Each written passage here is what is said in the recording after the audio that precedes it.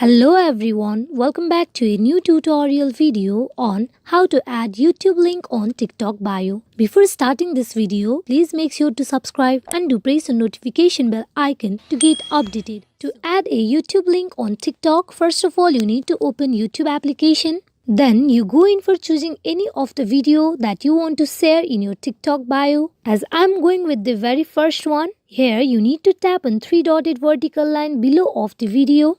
There you can see the option of share. Here you need to tap on copy link as the video link has been copied. Now you go and open your TikTok application. At the homepage of TikTok, you need to tap on the profile icon on bottom of right screen. Here inside the profile, you can see the option of edit profile, tap on it.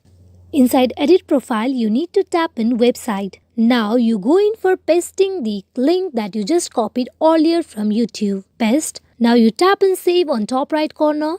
Now you can see in your profile the YouTube link has been added. If you tap on the link, you will be directed to the YouTube video that you just shared the link. This is how you can share a YouTube link on TikTok bio. Hope this video is fruitful for you all on how to add YouTube link on TikTok bio. Thank you.